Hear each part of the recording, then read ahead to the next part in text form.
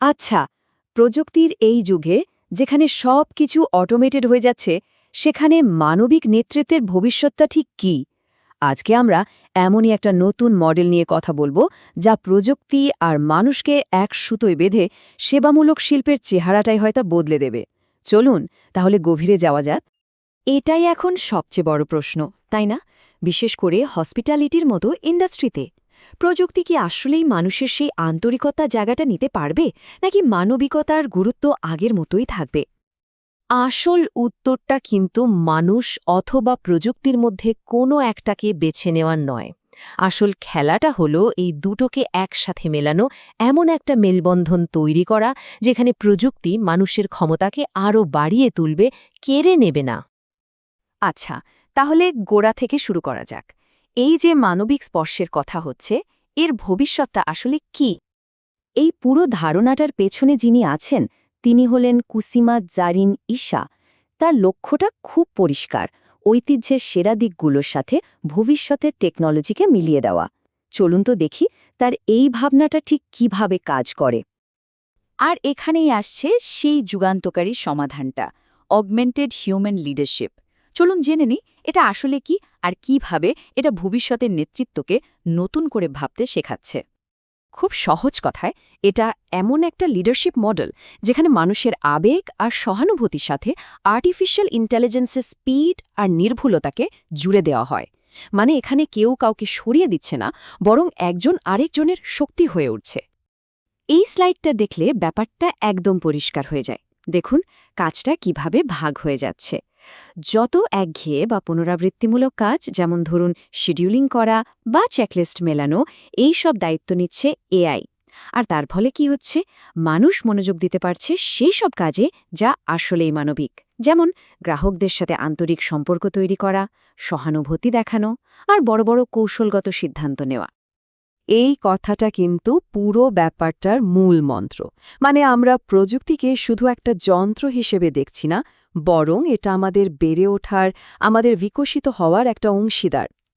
মজার ব্যাপার হলো, এই যে এত আধুনিক একটা ধারণা, এর ভিত্তিটা কিন্তু লুকিয়ে আছে একদম ঐতিহ্যবাহী কারুশিল্প আর শৃঙ্খলার মধ্যে। চলুন দেখা যাক কিভাবে পুরনো আর নতুন মিলেমিশে একাকার হয়ে গেছে। এই ছবিটা পুরো ধারণাটাকে দারুণভাবে ফুটিয়ে তুলেছে। একদিকে দেখুন একজন দক্ষ কারিগরের নিখুঁত কাজ, যা ধৈর্য আর অনুশীলনের প্রতীক, আর অন্যদিকে প্রযুক্তি আর মানুষের মেলবন্ধন। দুটো ক্ষেত্রে কিন্তু মূল ভিত্তি হল শৃঙ্খলা আর নিখুঁত পরিকল্পনা। এই মডেলটা কিন্তু হুট করে আসেনি, এর পেছনে আছে পড়াশোনার ভিত্তি, ফুড অ্যান্ড বেভারেজেসের মতো বিশেষ বিষয়ে দক্ষতা, আর তার সাথে আছে ব্যাংকোয়েটের মতো চাপের পরিবেশে কাজ করার কঠিন অভিজ্ঞতা। এই সব কিছু মিলেই কিন্তু এই নতুন ভাবনার জন্ম। এই উপমাটা অসাধারণ। ভাবুন তো একবার, একজন সেরা পেস্ট্রি শেফ কি করেন। তিনি যেমন একটা নিখুঁত রেসিপি ফলো করেন, আবার নিজের সৃজনশীলতাও মিশান। ঠিক সেইভাবে এই লিডারশিপ মডেলে শৃঙ্খলার সাথে ডেটা ভিত্তিক কৌশল মিশিয়ে গ্রাহকদের জন্য একটা নিখুঁত অভিজ্ঞতা তৈরি করা হয়। তাহলে এই নতুন মডেলে একজন নেতার ভূমিকাটা ঠিক কি? একটা দারুণ উদাহরণ দিয়ে ব্যাপারটা পরিষ্কার করা যাক। এই কথাটা শুনলেই কিন্তু নেতা আর এআই এর সম্পর্কটা একদম পরিষ্কার হয়ে যায়। জিপিএস যেমন আপনাকে সবচেয়ে সেরা রাস্তাটা দেখিয়ে দেয়, এআইও ঠিক তাই করে। ডেটা দেয়, পথ বাতলে দেয়। কিন্তু গাড়িটা কোন দিকে যাবে, কেন যাবে, সেই গন্তব্যের অনুভূতিটা কেমন হবে, সেই সিদ্ধান্তটা তো চালককেই নিতে হয়, তাই না? নেতা হলেন সেই চালক। আর এই ছবিটা দেখুন, ঠিক ওই জিপিএসের উদাহরণটাই যেন চোখের সামনে চলে এলো। নেতা টেকনোলজি ব্যবহার করছেন ঠিকই, কিন্তু গাড়ির স্টিয়ারিং কিন্তু তার হাতেই। তিনি প্রযুক্তিকে কাজে লাগিয়ে নিজের যাত্রাকে আরও সহজ আর কার্যকর করে তুলছেন। তথ্য তো অনেক হলো, কিন্তু বাস্তবে এটা কিভাবে কাজ করে? প্রক্রিয়াটা খুবই যৌক্তিক। ধরুন প্রথমে এআই চালিত টুলগুলো ছোটখাটো ভুলগুলো একদম বন্ধ করে দিল। তাতে কি হলো, দলের সদস্যরা আরও জরুরি কাজে মনোযোগ দেওয়ার সুযোগ পেল, আর তাদের কাজের গতিও বেড়ে গেল। আর এর চূড়ান্ত ফলাফল কি? অতিথিরা একটা অসাধারণ অভিজ্ঞতা পেলেন। এই মডেলটা শুধু একজন নেতার জন্যেই নয়, এটা পুরো শিল্পের ভবিষ্যৎকেই বদলে দেওয়ার ক্ষমতা রাখে। চলুন দেখি এর প্রভাবটা আসলে কত দূর যেতে পারে। তো এই স্বপ্নকে আরও বড় পরিসরে নিয়ে যাওয়ার জন্য 3টে প্রধান রাস্তা আছে। 1. অনলাইন ট্রেনিং দিয়ে নতুন প্রজন্মের লিডার তৈরি করা। 2. পেশাদারদের রুটিন কাজ থেকে বের করে এনে তাদের মানুষের সাথে মেশার গভীর সম্পর্ক গড়ার সুযোগ করে দেওয়া।